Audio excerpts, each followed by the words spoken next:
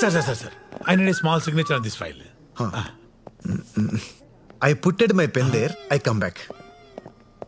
పుట్టాడా? ఎప్పుడు పుట్టాడు, ఎవరు పుట్టాడు? అసలు ఈ భాష ఏంట్రా? వీడి 30 రోజులు కాదు, 3 రోజులు ఉంటే చాలు కంపెనీ సర్వనాశనం అయిపోద్ది. పంపించేయాలి, అర్జెంటుగా పంపించేయాలి. ఇంటరాక్షన్ విత్ CEO అని చెప్పి టీమ్ లీడర్స్ ఒక మీటింగ్ పెట్టించండి. వాడి లాంగ్వేజ్కి బాడీ లాంగ్వేజ్కి ఖచ్చితంగా దొరికిస్తాడు.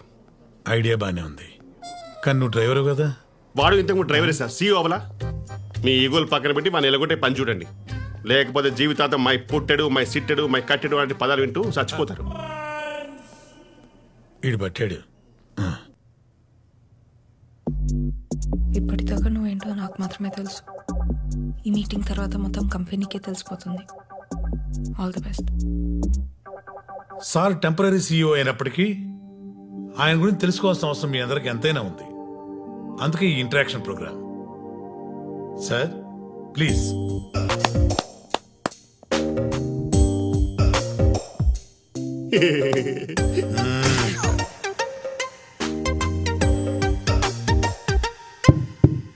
చెక్. ఇప్పుడు పాట పాడతారా ఏంటి? సార్ ఇది హస్త నక్షత్రం కదా. నీకెలా తెలుసు? అదే సార్, అందుకే సేమ్ ఆలోచిస్తున్నాం. సార్ మీ తొడ మీద తాటి ముంజంత పుట్టుముచ్చింది కదా. ఇప్పుడు ప్యాంట్ ఇప్పమంటావా ఏంటి? లేదు సార్. అటు చూడు. ఒక్కసారి అందరూ లేచి నిలబడండి.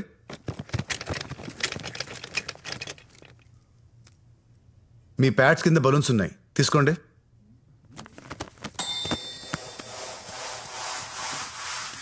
ఇప్పుడు ఊదండి. వచ్చు కదా, ఊదండి.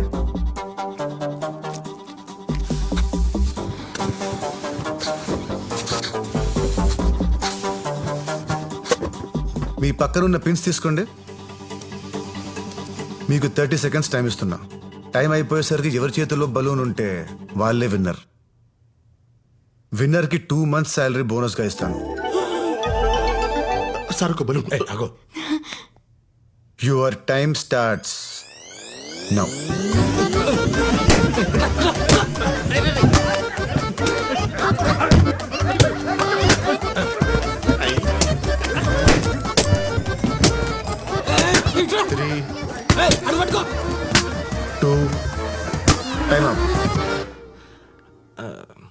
వాడు ఏం చేస్తున్నాడు అసలు? నేను విక్టిమ్ సార్, విట్నెస్ కాదు. హే, ఎవరి దగ్గర బలూన్స్ లేవు. నైస్. నేను ఎవరి దగ్గర బలూన్స్ ఉంటే వాళ్ళు గెలుస్తారని చెప్పాను. అందరి దగ్గర బలూన్స్ ఉంటే అందరూ గెలిచినట్టే కదా. మీలో అందరికీ ఎవరికి వాళ్ళే గెలవాలని ఉంది. దానికోసం మీ పక్కన వాళ్ళని కూడా ఓడిస్తారు. నిజానికి ఒక ప్లేయర్ గెలిస్తే టీం గెలవదు, ఒక ఎంప్లాయ్ గెలిస్తే కంపెనీ గెలవదు. కానీ ఒక టీం గెలిస్తే ప్రతి ప్లేయర్ గెలిచినట్టే, ఒక కంపెనీ గెలిస్తే ప్రతి ఎంప్లాయీ గెలిచినట్టే. ఒంటరిగా మనం రాయి, కలిస్తే కొండ. నాట్ దేవరకొండ, పర్వతం. ఒంటరిగా మనం మొక్క, కలిస్తే పంట. ఒంటరిగా మనం ఉద్యోగి, కలిస్తే కంపెనీ. చెప్పండి, మీరా కంపెనీయా? చెప్పండి, మీరా కంపెనీయా? వాడు స్పీచ్ ఇస్తున్నాడా, చేతబడి చేస్తున్నాడా? చివరిగా ఒక్క మాట. బుక్ చదివేవాడు రీడర్, కేసు వాదించేవాడు ప్లీడర్, టీమ్ లీడ్ చేసేవాడు లీడర్. ఫైల్స్ పట్టుకునేది ఫోల్డర్, కప్స్ పట్టుకునేది హోల్డర్. ఇవన్నీ వాట్సాప్ ఫార్వర్డ్స్. నేను అందుకే వాట్సాప్ వాడినా. ఎవడికి లాభం అది పద్యుడు. You are all true leaders.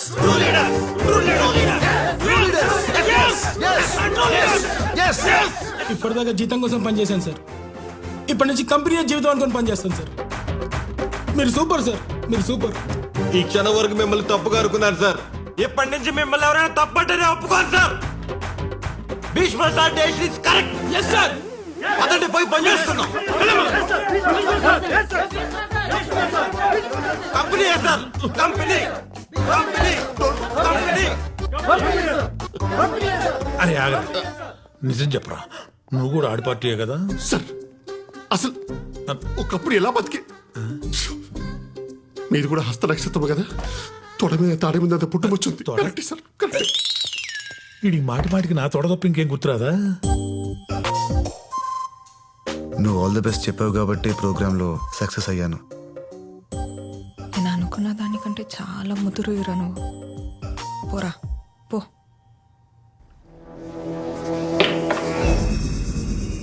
నువ్వు నాకేం చెప్పావు? మేం కూడా మాలో ఎవరినైనా సీఈఓ చేస్తాడనుకున్నాం, కానీ సడన్ గా వాడెక్కడి నుంచి వచ్చాడో అర్థం కావట్లేదు సార్. అనుభవం లేనివాడు రాజుగా ఉన్నప్పుడే రాజ్యం మీద దండయాత్ర చేయాలని. అంటే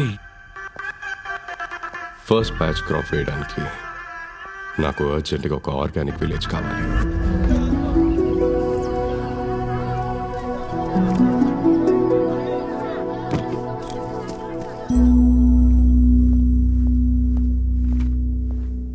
మేడం, కంపెనీకి కొరియర్ ఇచ్చింది. హా.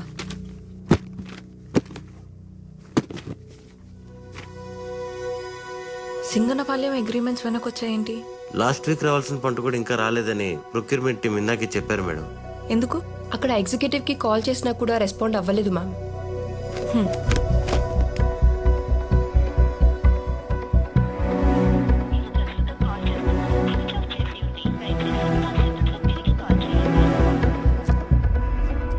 ఇప్పుడు ఎలా సార్? సార్ ఒక్క ఊరి గురించి ఆలోచించి అంత వరి ఇవ్వాల్సిన అవసరం లేదు సార్. ఆ ఊరు లేనంత మాత్రాన బలరాం, ఒక ఊరు కాదు, ఒక ఎకరం కూడా విలువైనదే. రామరాజుకి ఫోన్ చేశారా? స్విచ్ ఆఫ్ వస్తుంది సార్. ఏదో తప్పు జరిగి ఉండాలి. వెళ్ళి కలవండి. Yes sir. Okay sir. భీష్మను కూడా తీసుకెళ్ళండి.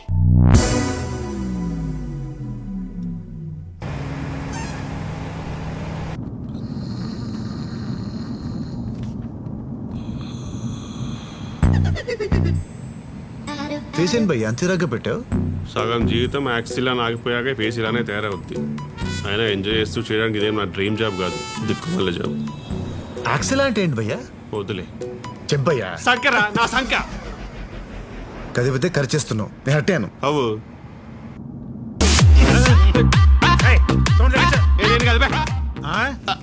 నేను కాదు సార్.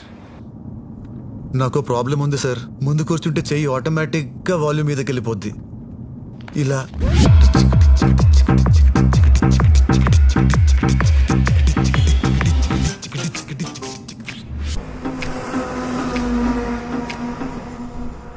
గమనించావా ఆడిని ఎంత ఇంటెలిజెంట్ గా వెనక్కి పంపించేశాను?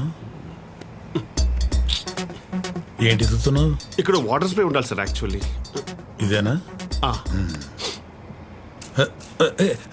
ఏం చేస్తున్నావు?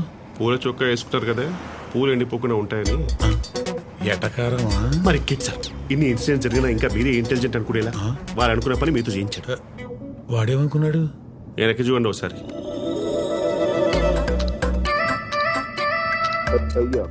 వాడేంట్రా అమ్మాయిని అలా చూస్తున్నాడు?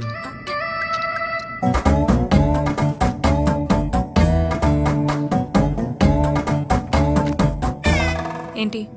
విలేజ్ ప్రాబ్లమ్స్ గురించి డిస్కస్ చేద్దామని.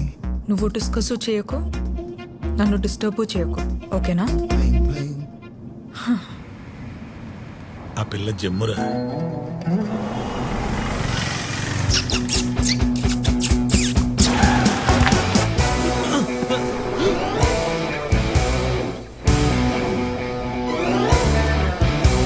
ఏంటి?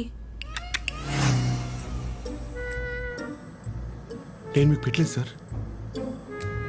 సర్లే. అమ్మతో సరే చెప్పారు కదా, పోనీ.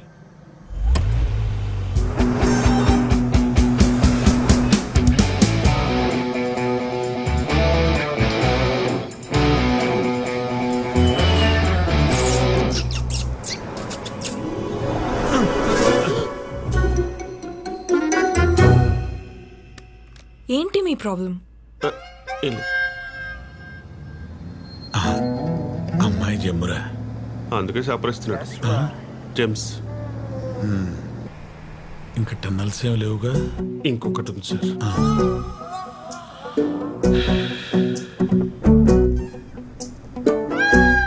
ఇంకా టన్నెల్ రాలేదు,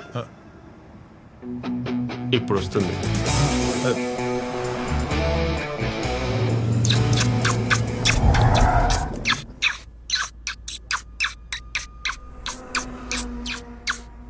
వేలు అరిగిపోతే ఆపని చెప్పండి సార్.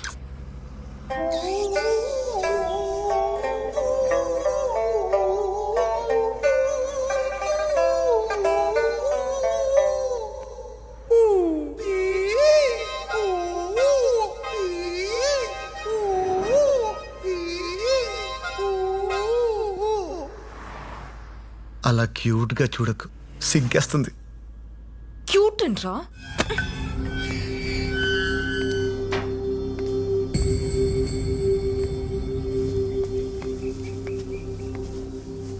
అయ్యా, రాజుగారిని ఒక్కసారి. రాములు చెప్పినా మళ్ళీ మళ్ళీ వస్తే అలా? ఆయన మనసు ఏం బాలేదయ్యా.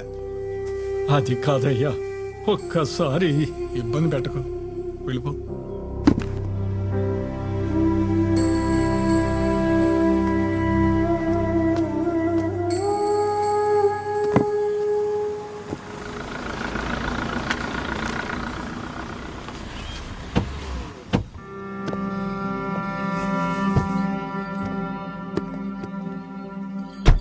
చైత్రమ్మా, మీరేంటి ఇలా వచ్చారు? రామరాజు గారిని కలుద్దామని ఉన్నారు, పదండమ్మా. చెప్పమ్మా. సార్, సింగన్నపాలెం వాళ్ళు మన కంపెనీతో అగ్రిమెంట్ క్యాన్సిల్ చేసుకున్నారు. ఏం జరిగిందో తెలుసుకుందామని. ఇప్పుడు తెలుసుకుని ఉపయోగం లేదమ్మా. వాళ్ళు ఫీల్డ్ సైన్స్ వాళ్ళతో అగ్రిమెంట్ చేసుకుంటున్నారు. ఫీల్డ్ సైన్స్ వాళ్ళతోనా? అదేంటి సార్? ఈ సాలు పంట చాలా బాగా పండింది. ఎప్పట్లాగే భీష్మ కంపెనీ లారీల్లోనే పంటంతా ఎక్కించి పంపించారు. పండిన పంట డబ్బు చేతికొస్తుంది అని అందరూ ఎదురు చూస్తూ ఉండగా వారం రోజుల తర్వాత పంపించిన పంట పంపించినట్టే తిరిగి వచ్చేసింది. ఏంటయ్యా ఇది అని అడిగితే పంటలో రసాయనాలు కలిపారు అన్నారు. అయ్యో, అలాంటిదేమీ లేదు, మేమెప్పట్లాగే పంట పండించామని చెప్తూనే ఉన్నారు. కానీ వినకుండా పంట దింపేసి వెళ్ళిపోయారు. వారం రోజుల తర్వాత తిరిగి వచ్చిన పంట కదా, కూరగాయలన్నీ కుళ్ళిపోయినాయి. కడుపు మంటతో ఉన్న రైతులు మీ కంపెనీ మొహం కూడా చూడకూడదనుకున్నారు. అప్పుడే ఆ ఊరి సర్పంచ్ అదే అదును అనుకున్నాడు. ఇలాగే ప్రతిసారి పండించి గాల్లో దీపం పెట్టి ఆడు కొంటాడా లేదా అని ఎదురు చూస్తారా? మనందరి బాగు కోసం ఫీల్డ్ సైన్స్ కంపెనీతో 2 రోజులు అగ్రిమెంట్ చేయిస్తా. భీష్మ కంపెనీ వాళ్ళు ఇచ్చేదానికన్నా ఎక్కువ డబ్బులు ఇప్పిస్తా. పురుషోత్తం, ఏంటయ్యేది? ఏదో ఒక్కసారి పొరపాటు జరిగింది కదా అని దాన్ని ఆసరాగా తీసుకుని నీ స్వార్థం కోసం ఈ భూమిని తాకట్టు పెట్టద్దయ్యా. మీ అందరి తరఫున నేను భీష్మ గారితో మాట్లాడతాను. నాకొక్క అవకాశం ఇవ్వండి, ఇప్పుడే ఫోన్ చేస్తాను. ఏమండి రాజుగారు, ఏదో ఒక్కసారి తప్పు జరిగిందనే అంత తేలిగ్గా అంటారేంటండి? ఈ మాటకి నేను కాబట్టి ఊరుకున్నా. అదే కడుపు కాలిన రైతులైతే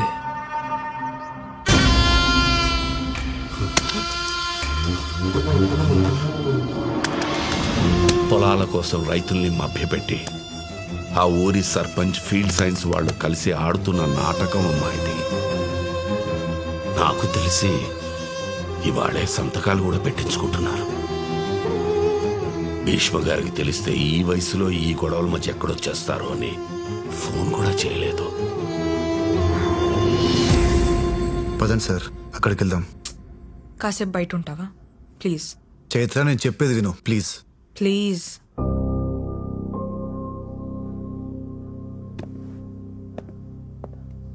ఇప్పుడు ఎలా సార్?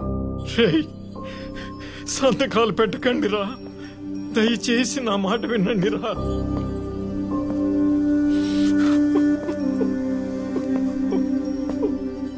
తాత, ఎందుకు ఏడుస్తున్నావు? ఇంకా సేపట్లో బతికే తెల్లారబోతా ఉంటే ఏడవక ఏం చెయ్యను బాబు. 7 ఏళ్ల క్రితం నా కొడుకు పొలంలో పురుగు మందు పిచికారి చేస్తూ ఊపిరాడక చచ్చిపోయాడు. నా కొడుకులా ఏ కొడుకు సావకూడదని, భూమి తల్లి ఈసంగా మారకూడదని మా ఊళ్ళో మొట్టమొదటిసారి సేంద్రియ వ్యవసాయం మొదలు పెట్టారు బాబు. మెల్లంగా ఊళ్ళో వాళ్లను మార్చి పురుగు మందన్నదే లేకుండా ఊళ్ళో నుంచి తరిమి కొట్టారు. ఇన్నేళ్లకు తిరిగి ఆ మహమ్మారి ఊళ్ళో అడుగు పెట్టబోతోంది. మీ ఊరెక్కడ తాత?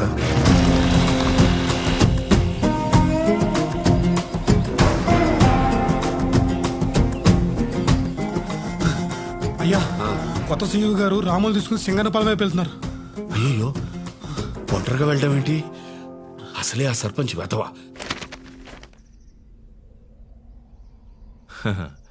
మా రైతులు చాలా నమ్మకస్తులు సార్, తేడా ఉండదు. మీరు స్టాంప్ వేసేయండి.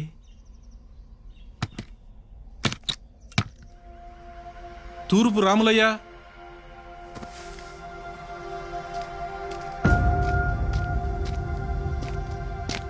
ముద్రక్కడై.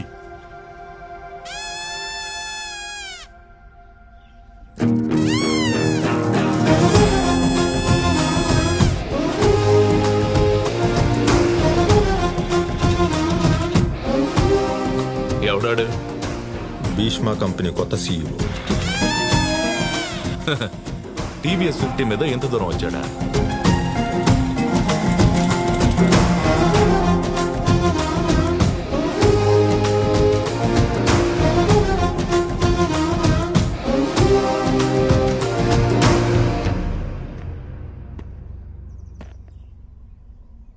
ఇన్నేళ్ళు ఆనందంగా చూసుకున్న మీ భీష్మా కంపెనీ ఈ ఏడు మిమ్మల్ని ఏడిపిస్తుందంటే ఎలా నమ్మారు?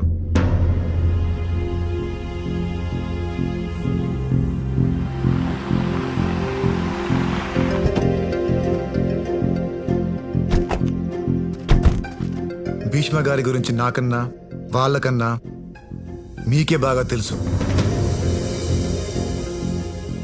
నష్టపోయిన ప్రతి రైతుకి న్యాయం చేయడానికే నన్ను ఇక్కడికి పంపించారు. దయచేసి తొందరపడి ఎలాంటి బాబో, ఆల్రెడీ పెళ్ళైపోయిన అమ్మాయికి మళ్ళీ సంబంధం మాట్లాడకూడదు, తప్పు. వీళ్ళందరూ ఫీల్డ్ సైన్స్ అగ్రిమెంట్ల మీద వేలి ముద్దలు గుద్దేశారు. ఈడే ఆఖరోడు.